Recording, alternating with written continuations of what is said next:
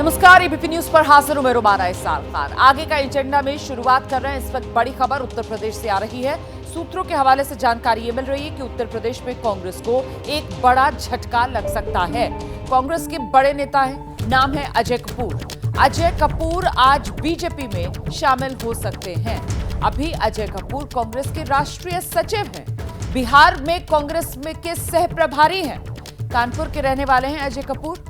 उत्तर प्रदेश में 3 बार विधायक अजय कपूर रहे हैं। 2002 से लेकर 2017 तक अजय कपूर उत्तर प्रदेश कानपुर में विधायक रह चुके हैं। हम सीधे आपको लेकर चलेंगे, हमारे साथ हमारे सहयोगी जैनेंद्र इस वक्त मौजूद हैं। जैनेंद्र, तय माना जा रहा है अजय कपूर का कांग्रेस से पाला बदलकर बीजेपी में जाना?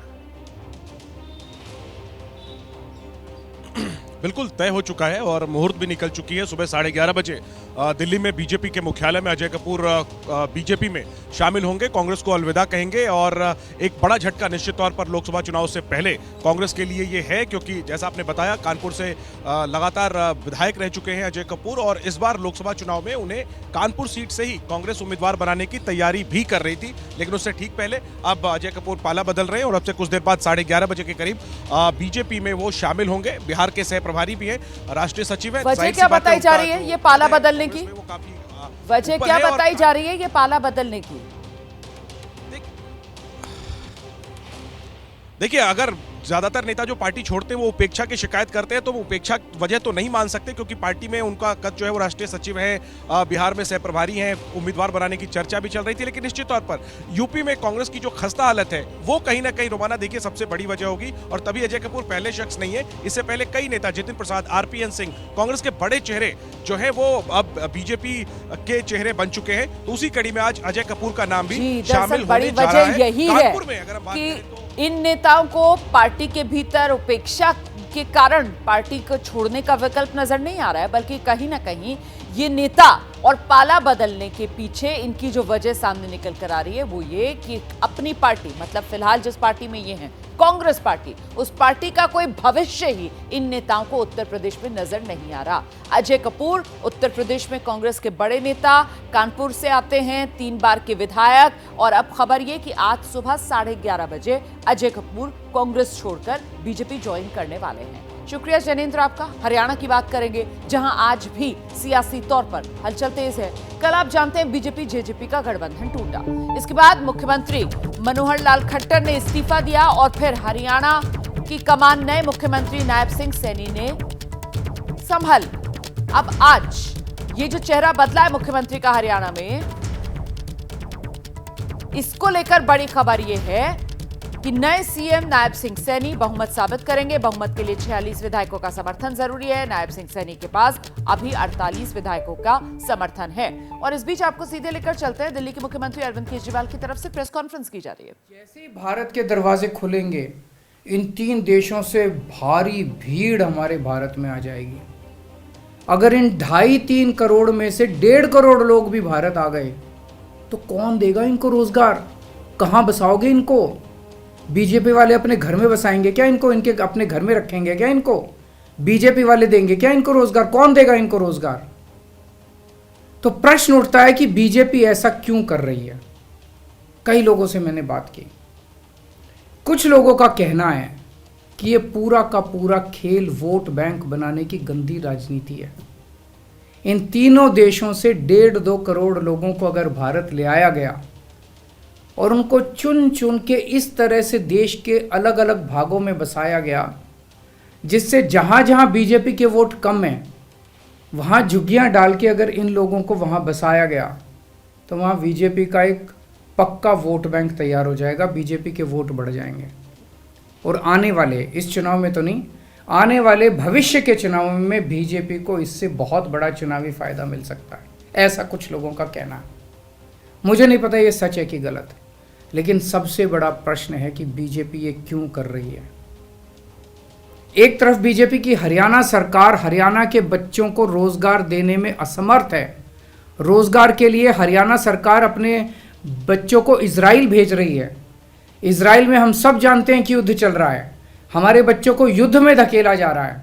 अपने बच्चों को तो रोजगार है नहीं और पाकिस्तानियों को भारत लाके उनके बच्चों को रोजगार देना चाहते हो। मेरी तो ये बात बिल्कुल समझ से परे है। बीजेपी वाले पूरी दुनिया से बिल्कुल उल्टा चल रहे हैं। पूरी दुनिया में कोई भी देश अपने पड़ोसी देशों के गरीबों को अपने घर नहीं लाना चाहता। पड़ोसी देशों के लोगों को अपने देश में आने से रोकने के लिए पूरी दुनिया में हर देश तरह तरह के कानून बनाता है, बॉर्डर पे दीवारें लगाता है, बॉर्डर पे बिजली की तारें लगाई जाती हैं ताकि पड़ोसी देश का कोई भी व्यक्ति हमारे देश के अंदर ना आ सके। बीजेपी शायद अकेली पार्टी है पूरी दुनिया की जो पड़ोसी देश के गरीब लोगों को अपने देश में घुसाने के लिए दरवाजे खोल रही है, बिल्कुल उल्टा कर रही है। एक और बात है सोचने की, पिछले 10 सालों में 11 लाख से ज़्यादा भारत के बड़े बड़े अमीर उद्योगपति और व्यापारी भारत छोड़ के चले गए। ये लोग भारत में फैक्ट्री चलाया करते थे, इंडस्ट्री चलाया करते थे, बड़े बड़े व्यापार किया करते थे, लाखों लोगों को नौकरी देते थे, रोजगार देते थे।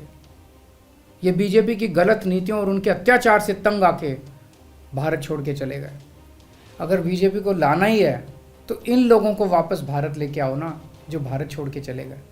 ये भारत आएंगे, इनके पास पैसा है, भारत में इन्वेस्ट करेंगे, नई नई फैक्ट्रियाँ खोलेंगे, नए नए व्यापार खोलेंगे, अपने बच्चों को रोज़गार मिलेगा। ये क्या बदतमीज़ी है कि बांग्लादेश के, पाकिस्तान के और अफ़गानिस्तान के लोगों को हमारे देश में ला के बसाएंगे और उनको हमारे बच्चों के हक के रोज़गार उनको देंगे।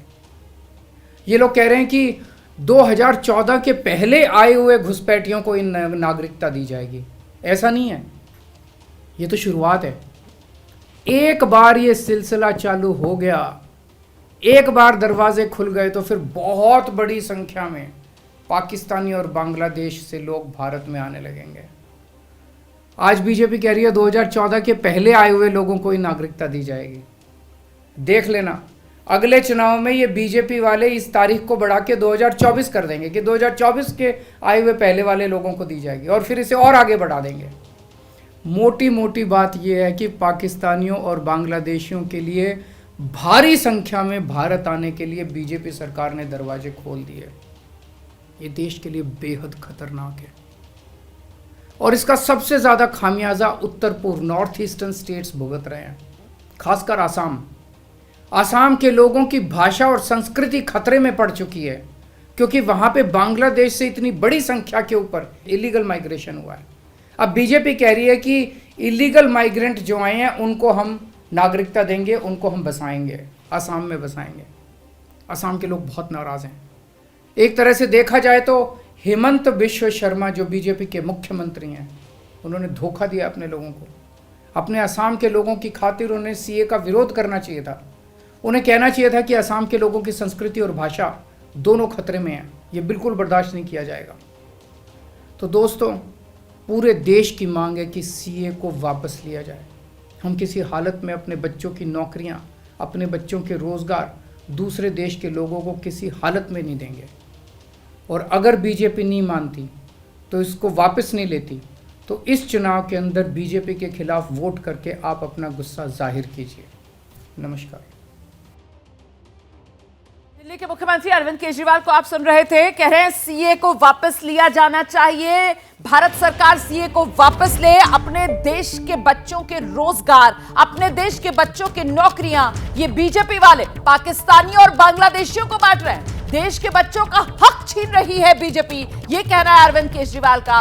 देश में रोजगार है नहीं और पाकिस्तानियों और बांग्लादेशियों को हिंदुस्तान का नागरिक बनाकर यहां बसाना चाहती है बीजेपी। सिर्फ और सिर्फ वोट बैंक की गंदी राजनीति करना चाहती है बीजेपी। ये बड़े आरोप जो बीजेपी पर लगा रहे हैं अरविंद केजरीवाल, दिल्ली के मुख्यमंत्री अरविंद केजरीवाल। सीए पर आकर अरविंद केजरीवाल का जोरदार प्रहार मोदी सरकार पर। अरविंद केजरीवाल की तरफ से कहा गया है सीए कानून के जरिए बीजेपी वोट बैंक की गंदी राजनीति कर रही है। ये 1.5-2 करोड़ लोग अगर पाकिस्तान से, बांग्लादेश से भारत में आकर बस जाएंगे तो फिर इनको रोजगार कहां से दिया जाएगा? क्या ये हमारे अपने बच्चों का रोजगार और नौकरियों का जो हक है वो नहीं मारेंगे? ये वो तमाम सवाल हैं जो अरविंद केजरीवाल की तरफ से खड़े किए गए हैं और साथ ही जनता से ये अपील की गई है कि या तो सरकार सीए का कानून वापस ले, वरना तो जनता सरकार को इसके लिए सबक सिखाए। इस बीच सीए को लेकर चुनाव से पहले देश की राजनीति लगातार गर्म है। आप जानते हैं कल गृह मंत्री अमित शाह ने कहा था तुष्टीकरण की वजह से दूसरे देशों से आने वालों को नागरिकता नहीं दी गई। अमित शाह ने असदुद्दीन ओवैसी पर प्रहार भी किया था, सुनिए। जाहिर है उसमें सबसे ज़्यादा निशाना बनेंगे मुसलमान, दलित, आदिवासी और गरीब लोग। ये एक्सरसाइज ये जो लॉ है ये रिलीजन की बुनियाद पर बनाया गया, ये डिस्क्रिमिनेटरी है, अनकॉन्स्टिट्यूशनल है। तो यकीनन ये चुनाव को सामने रखकर ये फैसला लिया गया है बीजेपी की तरफ से। तो आप लोग एक मैसेज देना चाहते थे भारत की सबसे बड़ी माइनॉरिटी को जो 17 करोड़ की है कि अब आप लोग कागज निकालने की तैयारी करिए।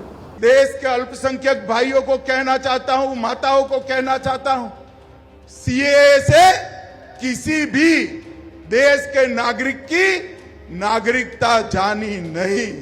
ये ओवैसी भी झूठ बोल रहे हैं, खड़गे भी झूठ बोल रहे हैं, राहुल गांधी भी झूठ बोल रहे हैं। सीएए के कानून के अंदर किसी की नागरिकता लेने का कोई प्रावधान नहीं है। हमारे शरणार्थियों को नागरिकता देने का प्रावधान है। तो ये गृहमंत्री अमित शाह और असदुद्दीन ओवैसी को जो आप सुन रहे थे, देखिए सीए को लेकर अभी तक जो सियासी आर पार था वो मुसलमानों का नाम बीच में रखकर हो रहा था, लेकिन दिल्ली के मुख्यमंत्री अरविंद केजरीवाल अब जब सामने आए हैं और वो सीए कानून के विरोध की बात कर रहे हैं, तो उनकी तरफ से कहा जा रहा है कि दरअसल ये सीए कानून के जरिए पाकिस्तानी और बांग्लादेशी अगर भारत में आकर बस जाएंगे तो हमारे जो अपने बच्चे हैं उनके रोजगार, उनकी नौकरियों का क्या होगा? क्या उनका हक नहीं छीना जाएगा? ये सवाल है जो अरविंद केजरीवाल ने उठाया है। सीए को लेकर अब सियासत आगे यकीनन बढ़ेगी इस चुनावी माहौल में। इस बीच बड़ी खबर हरियाणा से, एक बार फिर हरियाणा का रुख करते हैं। कल बीजेपी जेजेपी का गठबंधन टूटा है। आप जानते हैं हरियाणा में मुख्यमंत्री का चेहरा बदल गया है। एबीपी न्यूज ने आपको खबर दी थी, मनोहर लाल खट्टर की जगह नायब सिंह सैनी हरियाणा के मुख्यमंत्री बनने जा रहे हैं। हमारी खबर पर शाम होते होते मोहर भी लग गई। नायब सिंह सैनी ने मुख्यमंत्री पद की शपथ भी ले ली। और अब बड़ी खबर ये कि नए सीएम नायब सिंह सैनी बहुमत साबित करेंगे। बहुमत के लिए 46 विधायकों का समर्थन जरूरी है। 90 देखिए विधानसभा की स्ट्रेंथ है हरियाणा में, और ऐसे में जो बहुमत का आंकड़ा है, जो जादुई आंकड़ा है, वो 46 का है। नायब सिंह सैनी ने 48 विधायकों के समर्थन का दावा किया है, जिसमें बीजेपी के अपने 41 विधायक हैं और साथ ही बाकी जो इंडिपेंडेंट हैं और एचएलपी के गोपाल कांडा वो भी बीजेपी के साथ हैं। हम सीधे आपको लेकर चलते हैं। हमारे साथ हमारे सहयोगी असीम बसी इस वक्त मौजूद हैं। असीम, जो सैनी सरकार है उसका ये पहला टेस्ट कब होना है और बीजेपी ने किस तरीके से नंबर्स को लेकर पूरी रणनीति बना ली है, बताइए जरा विस्तार से। जी, मैं आपको बता दूं रोमाना कि 11 बजे विधानसभा सेशन शुरू होगा और कल जिस तरह कॉन्फिडेंस से सरकार बनाई है, आज भी पूरा कॉन्फिडेंस है इनको कि उसी तरह फ्लो टेस्ट पास हो जाएगा, क्योंकि जैसे आपने बताया 90 का विधानसभा है और जो 46 है वो मैजिकल फिगर है और 41 जो हैं बीजेपी के अपने विधायक हैं, 7 इनके साथ इंडिपेंडेंट्स हैं, तो 48 तो कंफर्टेबली ये बना लेंगे। और कल हमने देखा जब नायब सिंह सैनी का स्वेरिंग इन सेरेमनी हो रहा था तो 4 जेजेपी के एमएलएस भी वहां पे उस सेरेमनी में बैठे हुए थे एज गेस्ट। सो एक सपोर्ट है जेजेपी के लोगों के भी है, 4-5 लोगों की, प्लस 7 इंडिपेंडेंट्स किया। सो वो नहीं होगा। आज बीजेपी की विधायक दल की बैठक भी हो रही है और बड़ी बात यह है अनिल विज जो कल नाराज होकर चले गए थे अंबाला और उस सेरेमनी में नहीं आए थे, अनिल विज भी अंबाला से निकल गए हैं, वो भी यहाँ पहुंचेंगे हाउस के अंदर। सो मुझे लगता है हाउस इन ऑर्डर कर लेंगे और जो नायब सैनी की सरकार है वो फ्लो टेस्ट पास कर लेगी। बिल्कुल, तो नंबर को लेकर किसी तरीके की कोई दिक्कत होगी नहीं। सैनी सरकार के लिए जो फ्लोर टेस्ट है वो एक औपचारिकता भर ही फिलहाल नजर आ रही है, जिस तरीके से जानकारी हमारे सहयोगी असीम बसी दे रहे थे। बहुत शुक्रिया असीम आपका। हम आगे बढ़ रहे हैं। हरियाणा की सियासत से ही जुड़ी एक और बड़ी खबर मैं आपको बता देती हूं। बीजेपी से अपना रास्ता अलग करने के बाद आज जेजेपी हरियाणा के हिसार से हुंकार भरेगी और इस रैली का नाम दिया गया है नव संकल्प रैली। इसमें ही जेजेपी खुलकर गठबंधन टूटने की वजहों पर और आगे की रणनीति पर अपनी बात जनता के बीच में रखेगी। अजय सिंह चौटाला के जन्मदिवस के मौके पर यह रैली पहले से तय थी, लेकिन ताजा घटनाक्रम के बाद अब इसे शक्ति प्रदर्शन के तौर पर देखा जा रहा है। सीधे आपको लेकर चलते हैं। हमारे साथ हमारे सहयोगी दिव्यांकर इस वक्त मौजूद हैं। जरा जानते हैं दिव्यांकर से कितने बजे ये रैली होनी है। दिव्यांकर, आप रैली जहां होनी है उसी जगह मौजूद हैं, किस तरीके की तैयारियां वहां पर नजर आ रही हैं और इस रैली के जरिए जेजेपी का वो नैरेटिव क्या रहने वाला है जो वो लोगों तक पहुंचाएगी? जी बिल्कुल रोमाना, देखिए रैली का जो समय है वो 11 बजे का तय किया गया है और इस रैली में अगर बात करें तो अजय सिंह चौटाला का जन्मदिन है और उनके बेटे इस रैली की अध्यक्षता कर रहे हैं, दुष्यंत चौटाला। और क्या तस्वीरें हैं वो हम आपको दिखाना चाहेंगे। यहाँ पर जो कटआउट है वो लगा दिए गए हैं। आपका हार्दिक स्वागत है। इस तरह का कटआउट यहाँ पर लगाया गया दुष्यंत चौटाला और उनके पिताजी की जो तस्वीरें हैं वो आपको नजर आएंगी। इसके अलावा एक पोस्टर और है, जहाँ दुष्यंत वहाँ हम, तो ये इस लाइन के साथ ये जो पोस्टर लगा है, इसके मायने साफ तौर पे ये लगाए जा सकते हैं कि क्या जो विधायक बीते रोज बीजेपी की या फिर हरियाणा के नए सीएम का जो शपथ ग्रहण समारोह था उसमें शामिल हुए थे, वो क्या आज यहाँ पर पहुँचेंगे या फिर वो पार्टी से दूरी बरतेंगे और पार्टी क्या दो टूट जाएगी। और इसके साथ साथ अगर बात करें तो क्या जो जेजेपी है वो आने वाले लोकसभा चुनाव के मद्देनजर क्या रणनीति अपनी बनाएगी। साफ तौर से जिस तरह से जाट वोट बैंक को लेकर जिस तरह की जो बातें हैं वो सामने आ रही हैं कि बीजेपी और जेजेपी का जो गठबंधन है उसके चलते कहीं ना कहीं जिस तरह का महिला पहलवानों का प्रोटेस्ट हो या फिर किसान आंदोलन हो, कहीं ना कहीं जेजेपी को एक नुकसान होने लगा था। और साफ तौर से वो अब खुल के एक बार फिर से अपने जाट समुदाय के बीच लोगों के बीच अब वोट मांगने के लिए जा सकती है। तो इसको लेकर क्या रणनीति रहेगी, क्या कुछ आने वाले पत्ते होंगे, वो जेजेपी के जो नेता है बहुत शुक्रिया आपका दिव्यांकर इस तमाम जानकारी के लिए। तो कुल मिलाकर राजनीतिक अस्तित्व बनाए रखने के लिए ये रैली जो जेजेपी की तरफ से की जा रही है और इसका असर कितना होगा ये तो आने वाले समय में ही पता चल पाएगा। और खासतौर से जब लोकतंत्र के अंदर चुनावी राजनीति से बहुत से मुद्दे तय होते हैं तो जाहिर सी बात है फिर तो चुनाव में हार और जीत के आंकड़ों से ही ये बात साफ हो पाएगी। हरियाणा में नायब सिंह सैनी सरकार का फ्लोर टेस्ट है आज, और ऐसे में जो सबसे बड़ा सवाल पूछा जा रहा था वो दरअसल बीजेपी के ही भीतर अनिल विज को लेकर पूछा जा रहा था, जिन्होंने कल शपथ ग्रहण समारोह से एक दूरी बनाई थी। लेकिन अब इस वक्त की बड़ी खबर मैं आपको बता दूं, अनिल विज भी विधानसभा के लिए निकल गए हैं। सरकार के फ्लोर टेस्ट में अनिल विज शामिल होंगे। अनिल विज की तरफ से यह बयान पहले ही दे दिया गया था, हर हालत में बीजेपी के लिए ही काम करता रहूंगा, ये अनिल विज की तरफ से साफ कर दिया गया था।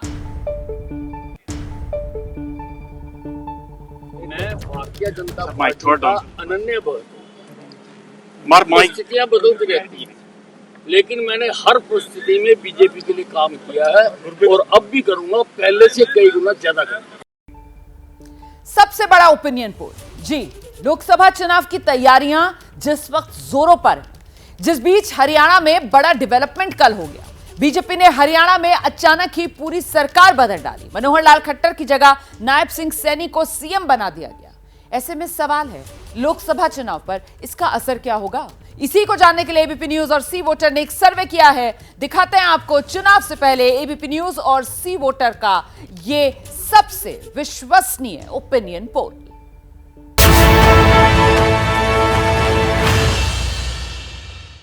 मैं नायब सिंह ईश्वर की शपथ लेता हूं कि मैं विधि द्वारा स्थापित भारत के संविधान के प्रति सच्ची श्रद्धा और निष्ठा रखूंगा। सूबा वही मगर सूबेदार बदल गए, सत्ताधारी पार्टी वही मगर पूरी सरकार बदल गई। नए मुख्यमंत्री, नए मंत्री, नई व्यवस्था, एक रात में सब कुछ बदल गया जाटलैंड में।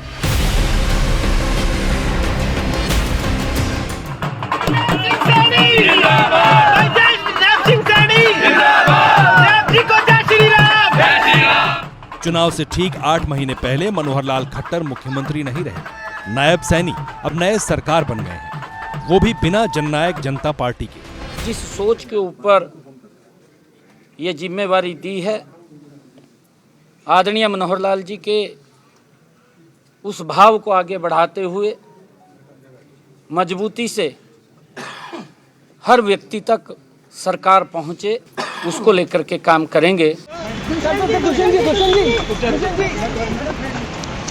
बताया जा रहा है कि लोकसभा सीट को लेकर दुष्यंत चौटाला की पार्टी और बीजेपी में रार हो गई। सुबह सुबह दुष्यंत चौटाला ने सरकार की गाड़ी लौटा दी।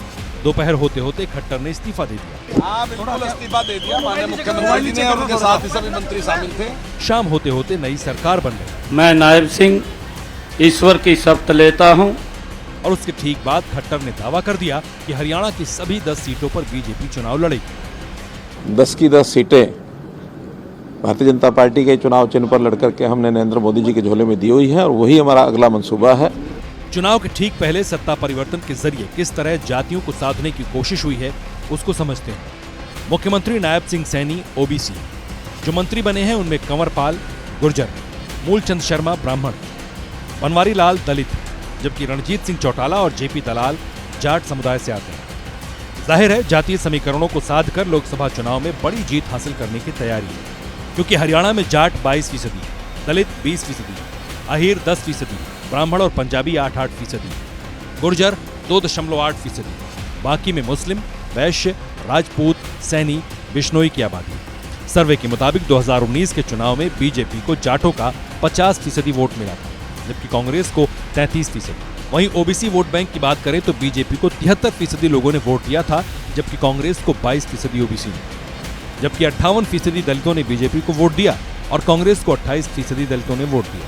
ये तब है जबकि 2019 में जाट वोटों पर दावा करने वाली जेजेपी अलग चुनाव लड़ी थी। एक बार फिर चुनाव से ठीक पहले दुष्यंत चौटाला अलग हो चुके हैं। ऐसे में जाट वोटों का बंटवारा होगा। मैंने पहले ही कह दिया था, चुनाव से पहले भाजपा जजपा को बाहर करेगी और जजपा के माध्यम से उम्मीदवार खड़े कराए जाएंगे हरियाणा में, ताकि प्रयास किया जा सके कि सत्ता विरोधी वोट कुछ जगह बटे। इस तरह का चक्रव्यूह रचकर हरियाणा में परिवर्तन कैसे रोका जाए, ये प्रयास भाजपा का है। और इसका सीधा फायदा उस बीजेपी को हो सकता है जो 400 सीटों के लक्ष्य के साथ चुनावी मैदान में। वो लोग कह रहे हैं कि मोदी चुनाव की वजह से लाखों करोड़ रुपयों के काम कर रहा है। 10 वर्षों में देश इतना बदल गया, लेकिन कांग्रेस और उसके दोस्तों का चश्मा नहीं बदला है। एक तरफ जातीय समीकरणों को साधने की कोशिश हो रही है, तो दूसरी ओर विकास को सीढ़ी बनाने की तैयारी है। 11 मार्च को प्रधानमंत्री मोदी ने ऐतिहासिक द्वारका एक्सप्रेसवे के हरियाणा खंड का उद्घाटन किया। अरबों की सौगात देकर सत्ता की सीढ़ी बनाने की कोशिश की। आज मुझे खुशी हो रही है कि हम भी साथ हैं और आपका भविष्य भी साथ है। 2019 में बीजेपी ने सभी 10 सीटें हरियाणा में जीती थी। इस बार लोगों का मूड क्या है वो जान लीजिए। ये देखिए, हरियाणा की अगर हम बात करें, 8 सीट भारतीय जनता पार्टी को मिल सकती है। एबीपी न्यूज सी वोटर का सर्वे ये बात कह रहा है, और 2 सीट कांग्रेस को। इंडियन नेशनल लोकदल या अन्य की बात करें 0 पर। ये हरियाणा की तस्वीर निकलकर सामने आ रही है। और ये जो 2 सीटें हैं, ये 2 की 2 सीटें कांग्रेस की, आम आदमी पार्टी इसमें नहीं है, ये भी मैं आपको बता दूं। बीजेपी की हरियाणा वाली दीवार ढहती हुई दिख रही है। आपको बता दें कि हरियाणा में कांग्रेस आम आदमी पार्टी के साथ मिलकर चुनाव लड़ रही है। इसका असर भी दिख रहा है। हालांकि अब जेजेपी के अलग चुनावी मैदान में उतरने के बाद स्थिति बदल सकती है, क्योंकि हुड्डा के जाट वोट बैंक पर चौटाला सेंधमारी के लिए तैयार है। देखिए, 2019 के चुनाव में हरियाणा के अलावा गुजरात, राजस्थान, ये 2 ऐसे राज्य थे जहां पर बीजेपी ने सारी की सारी सीटें अपनी झोली में ले ली। हरियाणा में बीजेपी इस बार इतिहास दोहराने से चूकती दिख रही है। लेकिन अगर बात राजस्थान की जाए, गुजरात की जाए, तो इस बार लोगों का मूड क्या है, ये भी जानिए आप।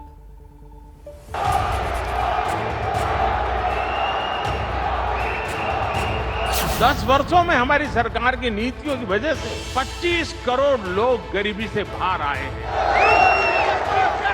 और मैं पक्का मानता हूं, पूज्य बापू की आत्मा जहां भी होती होगी, हमें आशीर्वाद देती है।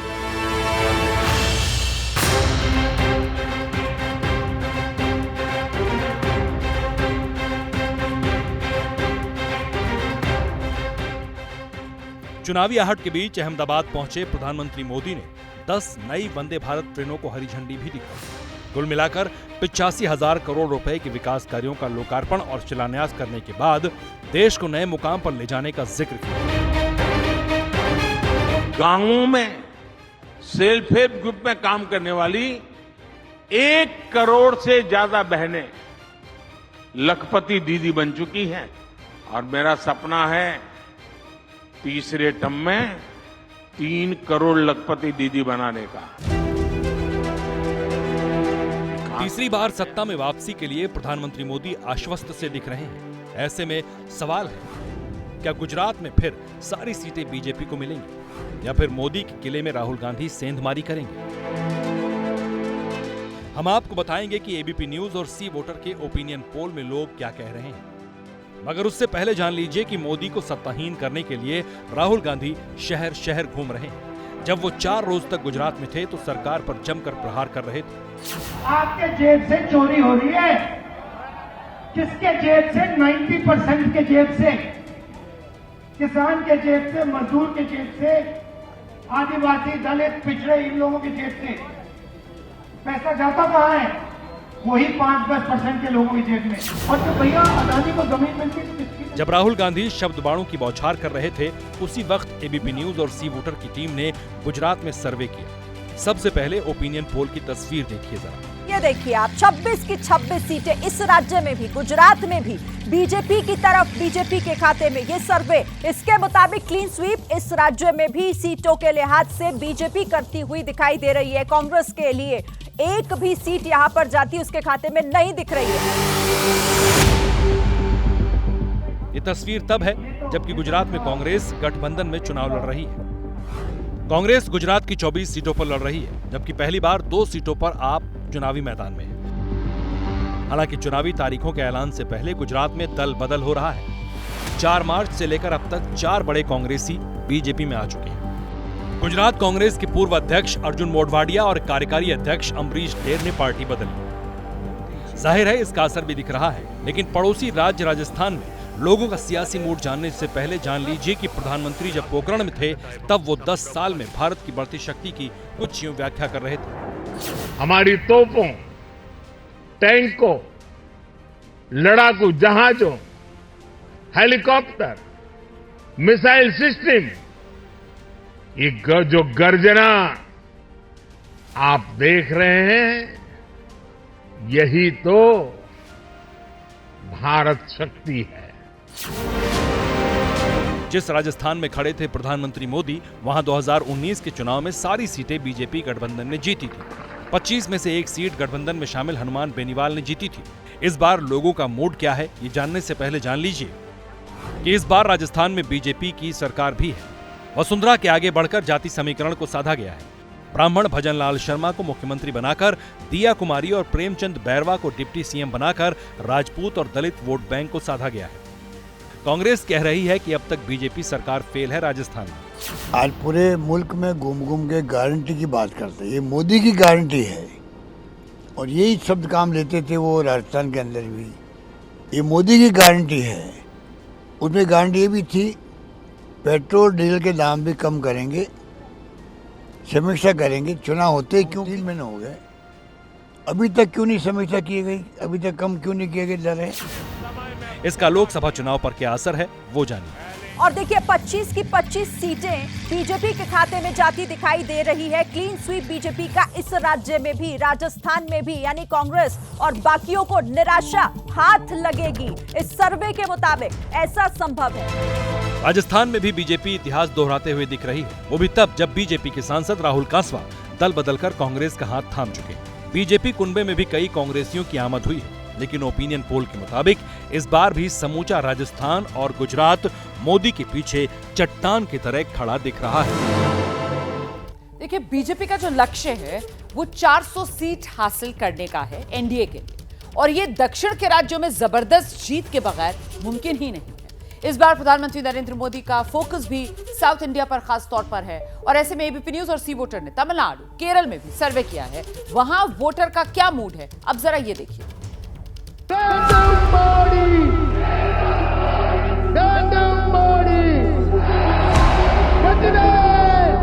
दक्षिण में भगवा पार्टी के विस्तार के लिए तमिलनाडु में हुंकार भर रहे थे प्रधानमंत्री। करोड़ों की विकास योजनाओं की सौगात देने के बाद परिवारवाद के बहाने सत्ताधारी पार्टी पर जमकर प्रहार किया था। मकसद साफ है, 400 सीटों का लक्ष्य हासिल करने के लिए 39 सीटों वाले तमिलनाडु में कमल खिलाना। मगर एबीपी न्यूज और सी वोटर के सर्वे में क्या सामने आ रहा है वो जानिए। बीजेपी 0 बटा लड्डू AIADMK भी खाता नहीं खोल पाएगी, जिस ओर इशारा कर दिया था संजय ने कि इतना बड़ा मार्जिन हो, इतना फर्क हो वोट शेयर में और त्रिकोणीय मुकाबला हो, तो ऐसा ही हो सकता है और वैसा ही होता दिख रहा है। और DMK, कांग्रेस, कमल हसन के गठबंधन को अभी सीटों का बंटवारा नहीं हुआ है, लेकिन वो एनडीए का सुपड़ा साफ करते दिखाई दे रहे हैं।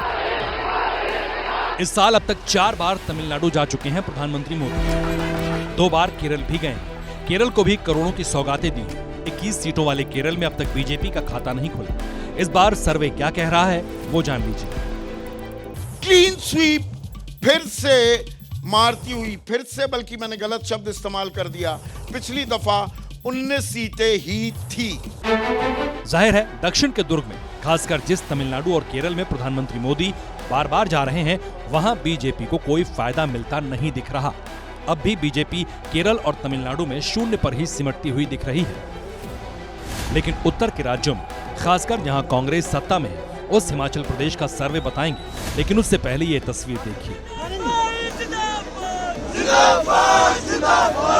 ये शिमला का सियासी दृश्य है, जहां बगावत की चोट से दरक चुकी कांग्रेस के नेता अपनों के विरुद्ध सड़क पर युद्ध घोष कर रहे हैं। लोकसभा चुनाव के सेमीफाइनल में यानी राज्यसभा चुनाव में अपनों के हाथों मिली हार से सत्ताधारी पार्टी के नेता बौखलाए हुए हैं।